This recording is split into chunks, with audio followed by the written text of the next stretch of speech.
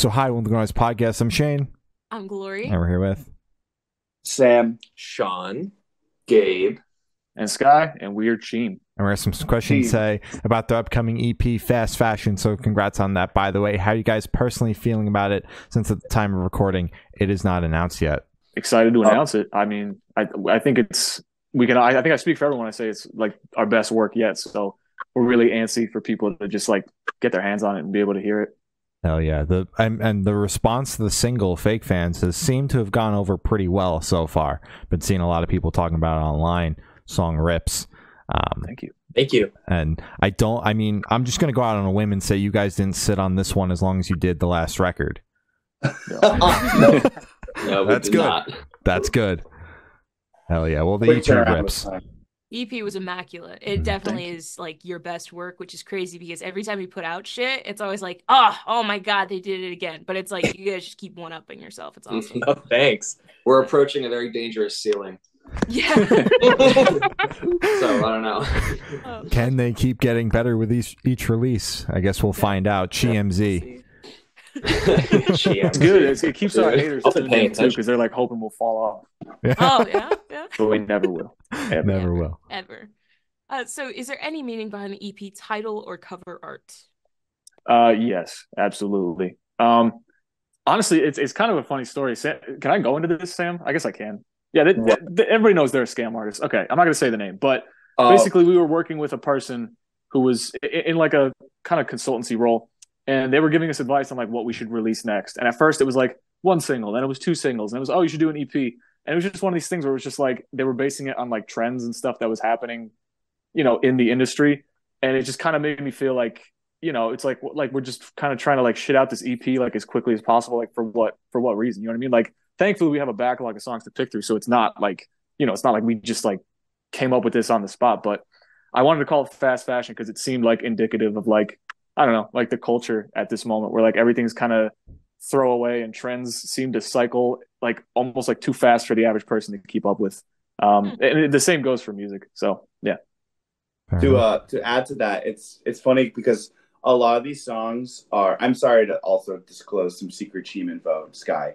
There is a SoundCloud playlist that is public, and that's why I can say it. That has basically every instrumental from the Cheem Vault.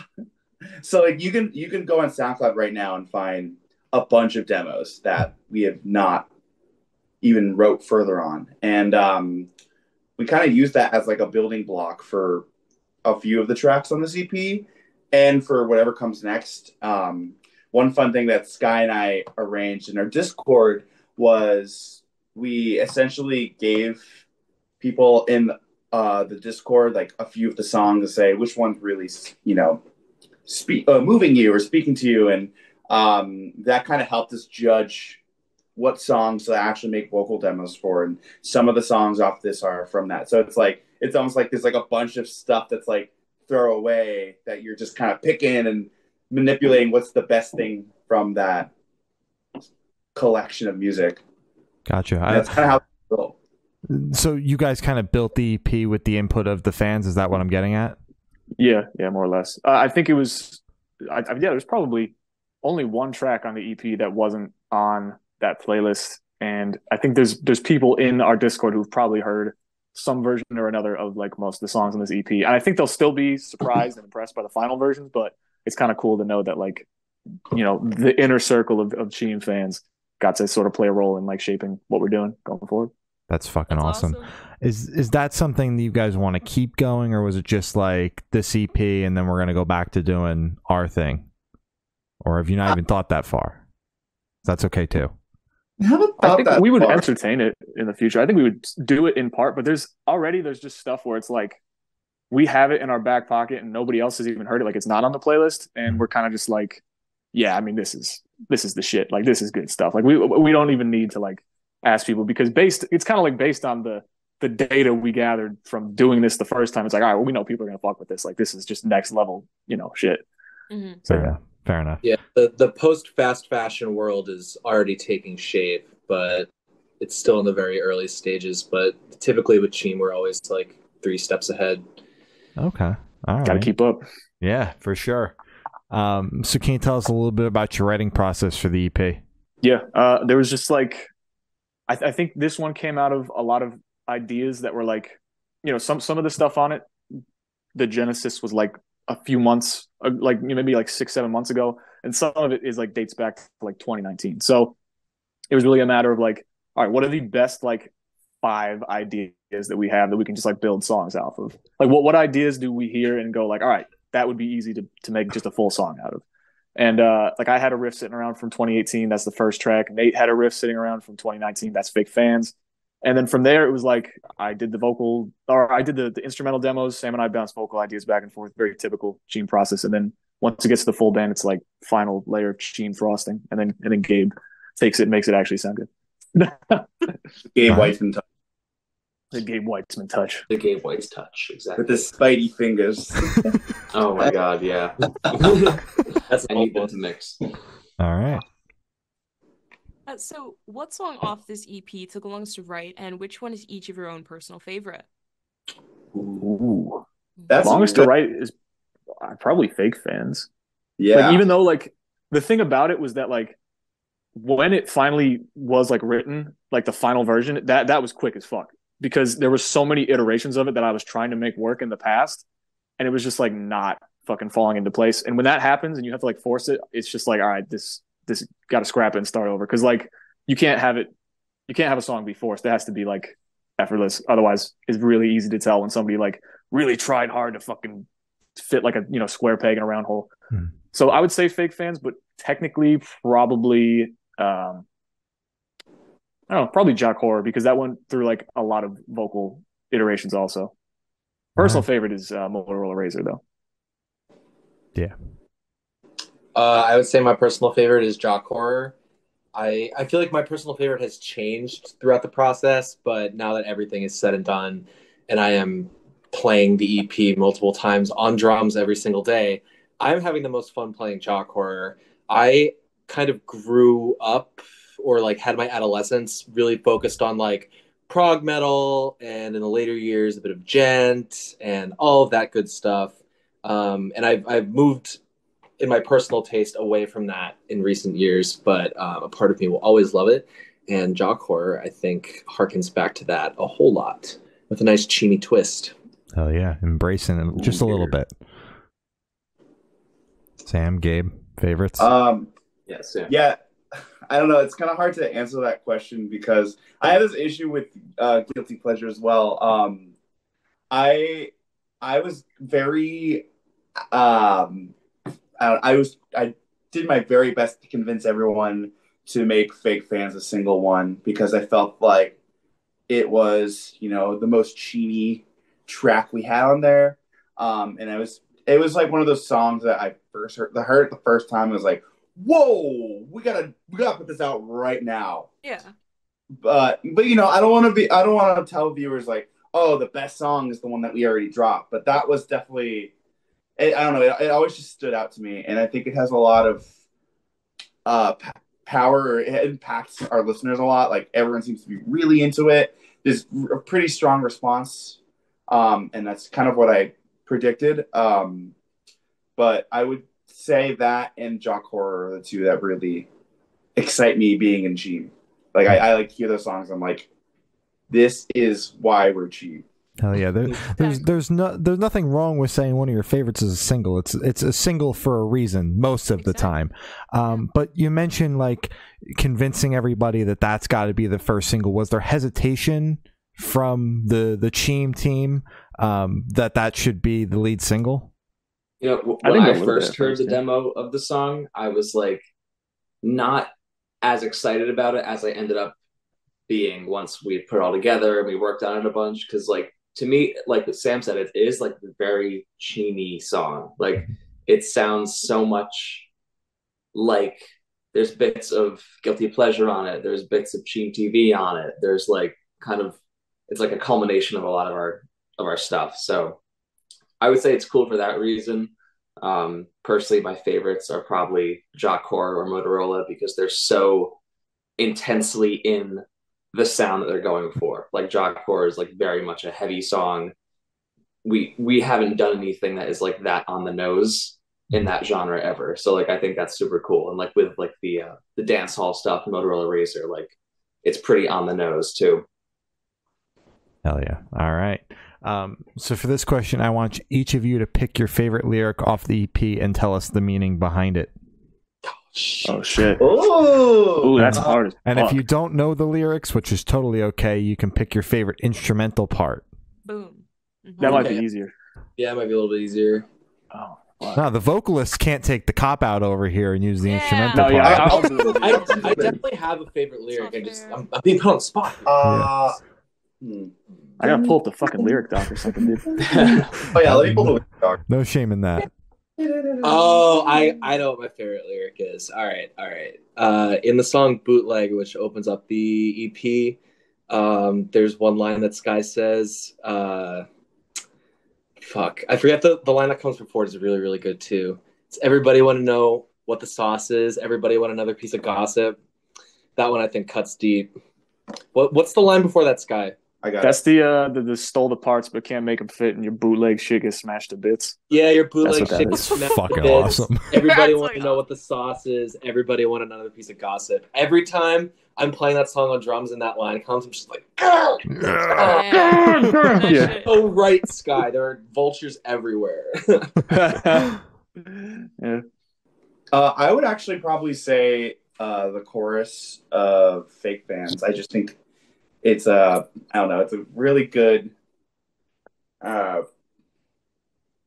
it really creates an image in my mind of what we're trying to say in the song. And I don't know, I think it's important to have it's not trying to be metaphorical, it's just right in your face, like what am I singing? And I think sometimes we can get sidetracked with trying to think of like a greater meaning to music when like this song has like somewhat of a, I wouldn't say simple concept, but it's one that can be visualized, and I think the chorus really helps. Hell yeah. I think my favorite lyric is from the rap of Jock Horror. There's a line that says, I got no defense mechanism for tenderness, which is like, A, just sums up the like song meaning really well, and B is also like, this feels really good to say. Like it's like one of those rap words where she's like, oh yeah. All these words fit together real nice. But it's just kind of like, it's like the whole song Jock Horror. It's like, well, what, the song title came first because I saw it on a poster in Spencer's. It's like a strain of weed. And then but then I was like, the reason that's funny is because Sky has never touched a lick of weed. Yeah, I don't smoke weed. I just think it's a cool name. But then I wrote the song.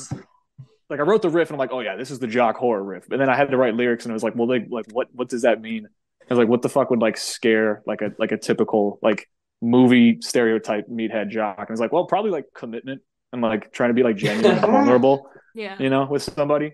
So it's like, I guess like the whole song is kind of like somebody like that getting into a relationship with somebody who's very like genuine and vulnerable and making them feel like real emotions and then fucking it up because they kind of can't handle that, like, or almost like purposefully like self-sabotaging and then regretting that.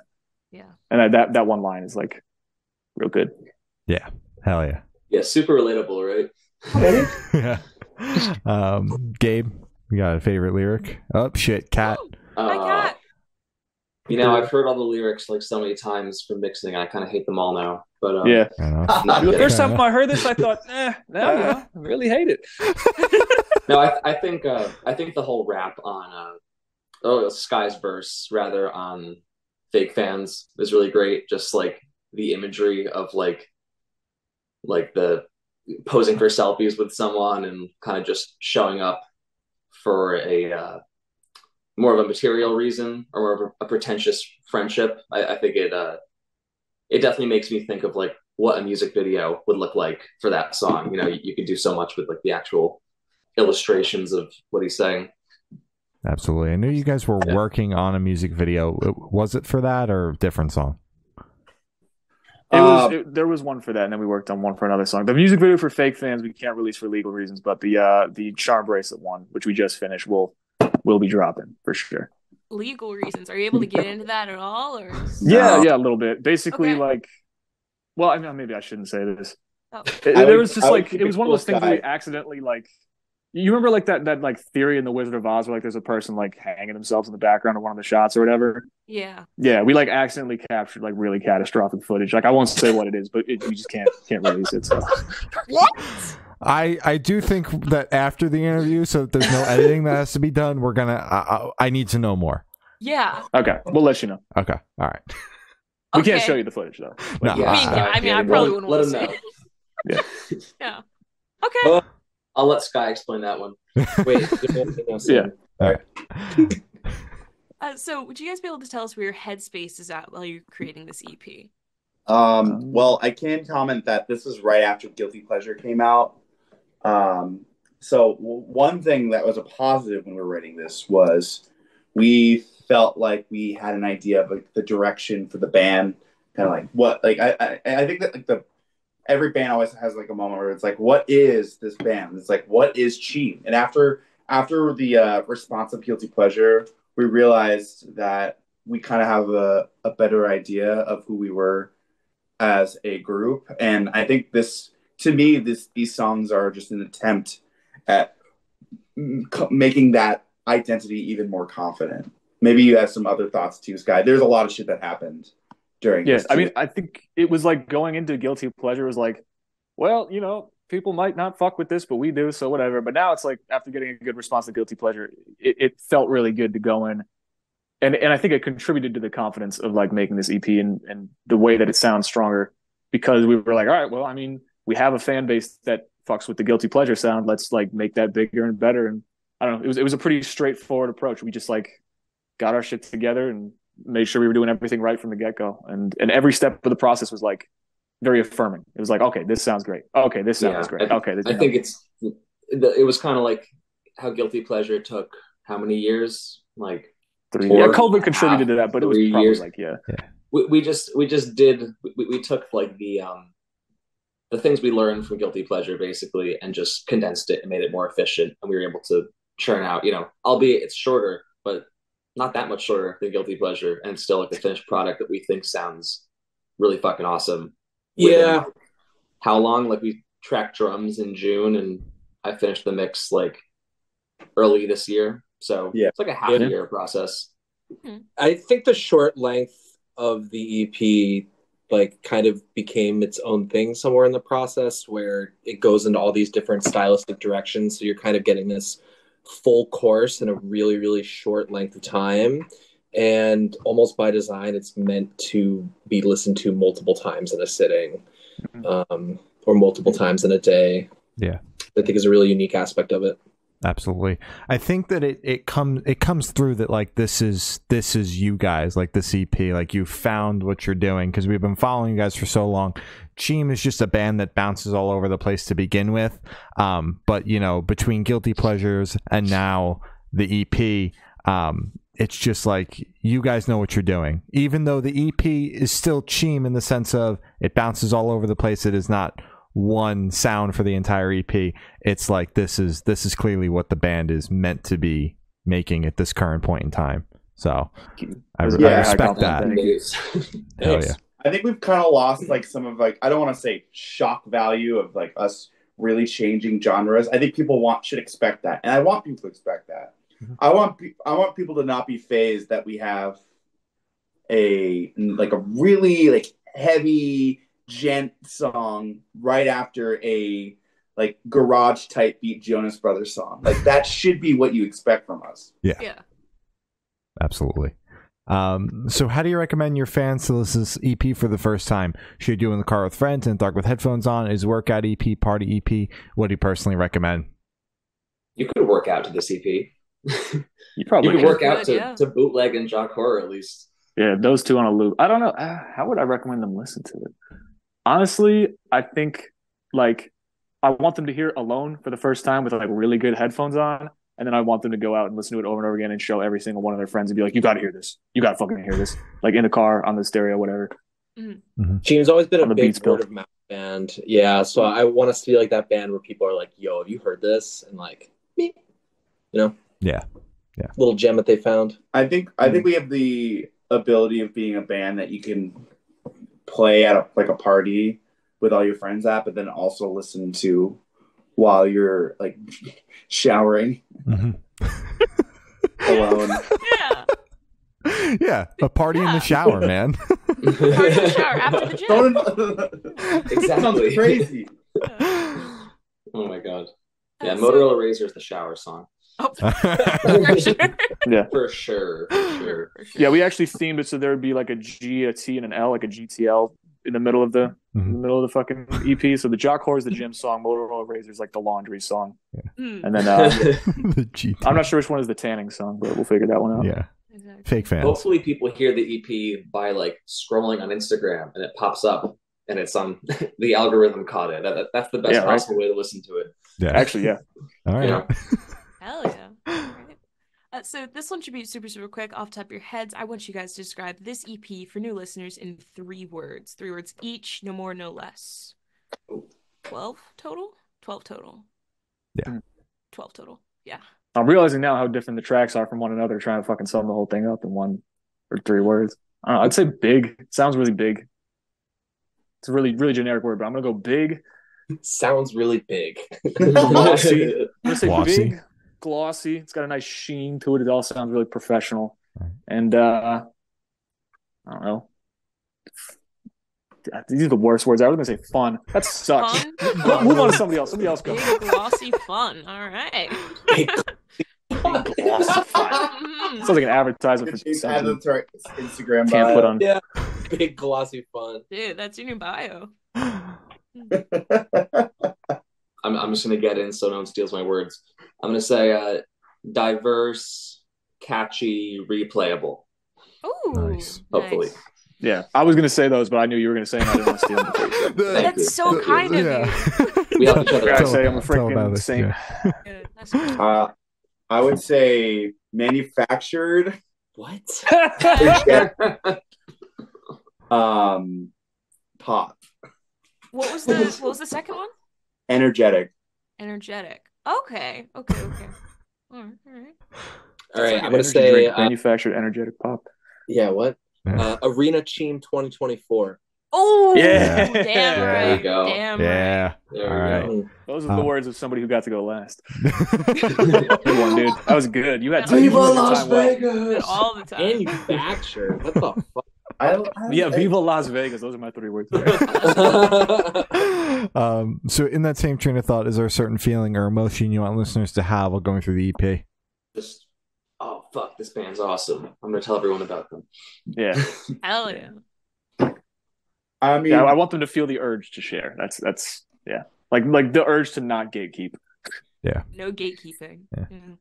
I don't know. I think it's a lot of our strong suits in the band are our catchiness within our melodies, and it's like I want there to be I want you to fucking sing what you just heard. I want people to think, damn, this band is done giving a fuck. Because we're just so over like genres and labels and people who gatekeep genres and are really, really serious. I feel like in 2024 alone, I've read so many comment sections of people arguing, just bitter arguments over genres. It's like, what is even the point anymore? Yeah. Spotify hates us for that. Spotify does hate us for that. Yeah, the algorithm hates us for that. But we don't give a fuck. We're done. We're done. Fair enough. I mean, I've given up with genres completely, if I'm being honest. I've tried to explain music to Shane, and I'm like, dude, it's just fucking alternative, I guess. She's like, just listen to it. I'm like, but I don't want to. Exactly. It's pop rock. Then it ends there. Ooh, opera. So much of like genre is just like context and like image associated with people. You know what I mean? Like actual music, I find has like really little to do with genre in general. Mm-hmm. Yeah. Just like using alternative as an example, it's more so the look of the person than what the music is itself, because like alternative is metal, but then it's also dark pop because they kind of look alternative, both of them. So that's why it's all under that umbrella. It's all fucked up. It's crazy. Yeah. I just love music. That's a good answer. Right. That's the feeling we want people to get from the EP. Yeah. That's I want them to say Yeah. that as soon as they finish listening. Hell yeah. So are you able to touch on any particularly challenging or standout moments from the creation of this EP, positive or negative? Well, I mean, the whole thing that happened That kind of generated the that whole kind of EP. generated the EP, which was a person that stole money from us. Stole is a harsh word. We got grifted, basically. We got grifted. We got grifted, but one thing so it's kind of on us, but one thing that I've always appreciated about Cheem, and this goes for like guilty pleasure and fast fashion as well, is that we've had a lot of setbacks as a band, a lot of frustration, but we always kind of find a way to channel that into our art and make light of it, and kind of put a satirical twist onto it, whether it's through our imagery or like the actual songs. So I think a bit of that is present on fast fashion too. You hear our jadedness. Our bitterness. Yeah. I think a particular challenge for me personally, I guess, was just like the writing, like how long it took to get these songs right. Like, having ideas around for a long time and just going back to them over and over and being like, what if I did this? No, that sucks. That straight up sucks. Let me just come back to it later. And just like having to do that, like the multi-year process of like a couple of these, like finally getting to where they need to be. Like, I don't know what it was about the timing, or maybe it was like the space we were in as a band. Like part of it is, like touring and stuff and getting to see other bands and getting new ideas and inspiration. But like it definitely, I'm glad people are getting to hear these songs now, but like it's crazy to think that like only recently did I finally land on like the right versions of a couple of these songs, because like I could have forced myself to put them out earlier and they would have been kind of trash. Oh, Sky, tell them about the hard drive. Oh yeah, that sucks too. Yeah, my hard drive fucking bricked. I was in the middle of working on like some project file, and then my computer froze, and I had to like force reset my computer, like the fucking One Flew Over the Cuckoo's Nest thing where you hold like the pillow over the guy's face. It was just that with the power button. Yeah. And then it shut down. I turned it back on. I couldn't access anything on my hard drive, and I tried to recover the data, and it's just fucking all gone. So like Jock Horror, the bridge of that song, like we didn't have the stems for. I literally just cut out the section from the demo and we just pasted that into the final version because I couldn't get the individual stems. And that is going to continue to be a setback in the future for some other unreleased songs, but we'll fucking burn that bridge when we get there. Yeah. It's fucking crazy. Okay. All right. And I wanted to go back. You guys mentioned them earlier in the interview, and then you brought them up when I originally asked the question. So you got grifted, and, the outcome was this EP. Was that the advisor that you mentioned earlier who was kind of trying to give you the trends and what to release, when to release it? Uh-huh. Yeah. So am I able to ask how you got grifted from that? Because we didn't hear the context, I guess, of it. Without going too much into specifics, I think that there's a huge kind of like this weird like grifty culture going on where people they portray themselves as like coaches almost, right? And they really, really want you to like pay for, I don't know, to sit on a Zoom call with them for an hour a month. And it's really easy to see through that sort of thing, but we got fed a different kind of a different perspective from this person where, I'm going to, open up these opportunities for you. I have like all these contacts, et cetera, et cetera. And there were other things they offered to do that they just like never did. Right. Yeah, they were like offered to be our manager. They're like, we'll get you on Furnace Fest. We'll get you advanced shoebox session. Or you're like in East Asia. Like, and they have like actual. I mean, they were a part of the scene. Like they had scene credits, but that we were like, this is like actually real. Yeah. And they know those people. Like that's real. Like it was real. What they have done is all legitimate. But what we ended up paying for was sitting on Zoom calls for an hour a month and rehashing the same things over and over again, and then nothing ever coming from it. And it was basically a big grift. Yeah. I mean, Bootleg is like partially about them. Like, because I remember after like us being like, we had the 2 singles, and then them being like, no, you gotta do an EP now. Like that's what's trending. You gotta do that. And just like feeling like over and over again, like what the like, can we decide on something here? Can we move forward with a fucking plan? Yeah. We came up with the EP concept. We're like, we'll call it Fast Fashion. That's funny. And we said that, and it basically just got ignored. And they were like, hey, you should call the EP Bootleg, and you should make fake bootleg Cheem merch, and a bunch of like dumbass ideas. And it was just like, you know what? I'm gonna make a song called Bootleg, but we're not gonna fucking change our plans. And the song is gonna be about you fucking asshole. Oh, there you go. Damn. Hell yeah! Get their and ass. that might have been part of what helped that song get finished, because that was a riff. That was the riff from 2018. It was just called like the Death Grips riff, and I just had it in my back pocket for a long time. And I was like, I need to be angry about something to finish this song. Oh, so they did give you something. Yeah. They gave us the song title. They gave us the shittiest EPK we've ever had. I was told like 3 months later than they said they were getting it to us. Damn. The tea keeps spilling. Sorry, if you guys can instigate us, honestly. Everything. The other thing too was another thing. I'll try to wrap this up. But the fucking other thing was that like a lot of the connections they said they had like were people that they had worked with in some capacity, but they weren't as close with as they like claimed to be. And at the time, we didn't like when we first started working with them, we were a very small band. This was like I think Guilty Pleasure coming out, or maybe right after the singles were coming out. So by the time we like got to a point where we'd cut off the partnership already, but then we started like meeting more people in like music and in the industry, and like eventually got to a point where there was like a small enough degree of separation from us and like the people they had worked with to where we found out like, oh no, everybody kind of hates this person. It's just like, oh, cool. Would have been nice to know that. Yeah, exactly. Yeah. They also did get called out for like not paying other people they were working with. So it's like, we weren't the only victims. Gotcha. So all around, just an awesome person for sure. Exactly. Yeah. Highly recommend. Yeah. For sure. 11 out of 10. I mean, they have great connections though, so like they are awesome. Yeah. Great, real exactly. So they all took pictures, they appeared. Everybody knows if you worked with somebody famous, then they automatically love you and would, do you a solid. Yeah. Absolutely. That's how it they works all the time. On an email once. Yeah, exactly. So I know this fucking EP right now isn't even announced, but gotta ask, what's coming next for Cheem post the Fast Fashion EP? What can you spill? What other tea can we spill? We got lots of shows. Can we talk about tours? Yes. Can we? Or I'm kind of asking the council.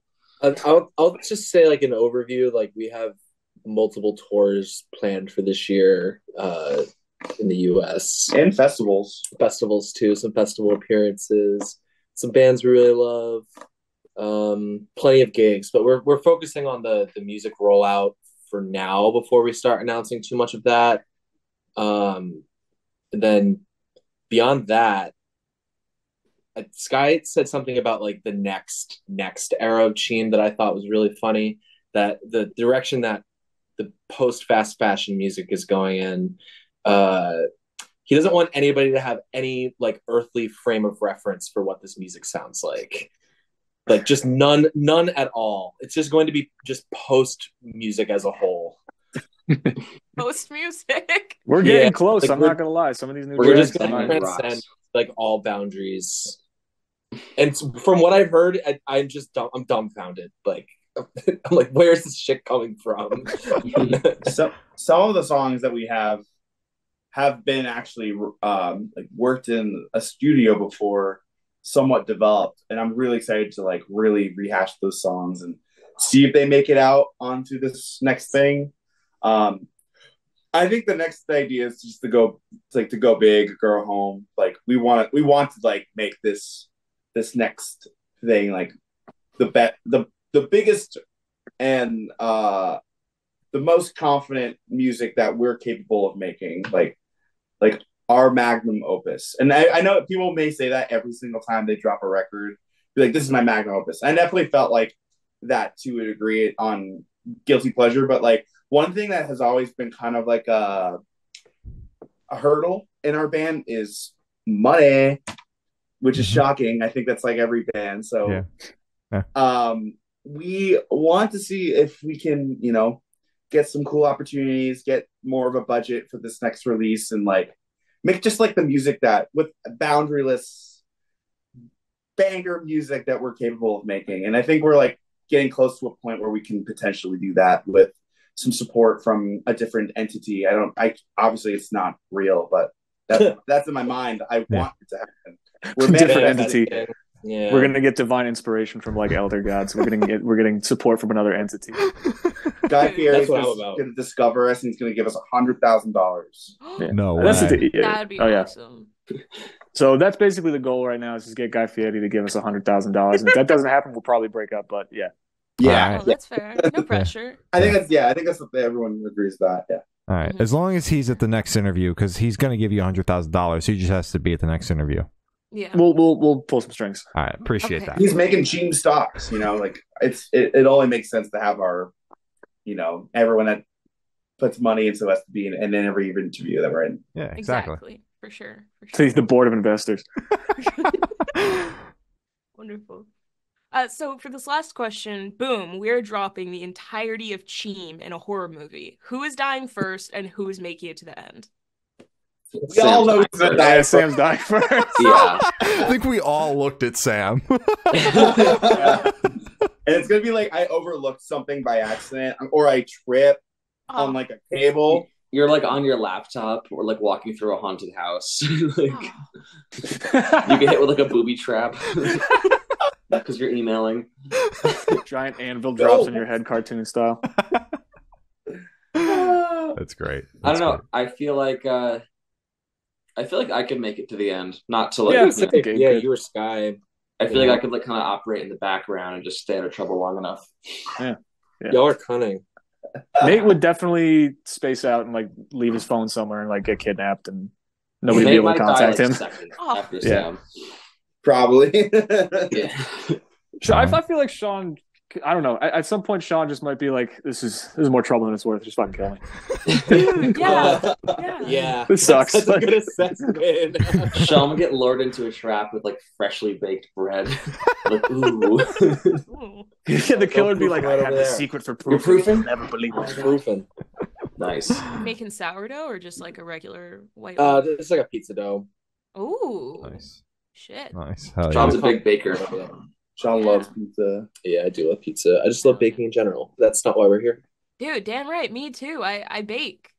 Let's trade some recipes. Yeah. No, literally. I'm down. Oh yeah. He made this like pretzel focaccia. It was pretty good. Pretzel focaccia. I didn't know you could blend the two. I with fucking love fresh pretzels. beer cheese. It's a game changer. Gabe's had it. Yeah. Dude, why didn't I know these things? Why didn't I know? I'll send you the recipe. I'll send you the recipe. Please. I'll send you some recipe. I don't know what yet, but I'll find one and I'll send it to you. I'll put it in my file. Exactly. There you go. File, yeah. Hell yeah. So as Gloria said, that's all the questions we have today. Is there anything that you guys would like to plug? Yeah, we have a new EP called Fast Fashion, and if you don't stream it 100,000 times, well, we've got some addresses now, so I mean, we might have to start. I don't know. We have to start doing some things. Our manager knows where you guys live. Yeah. Abby's a dangerous fucking entity. Yeah. Watch out for Abby. Well, thank you for silence, guys. It's been Cheem, and we have been the Good Noise Podcast.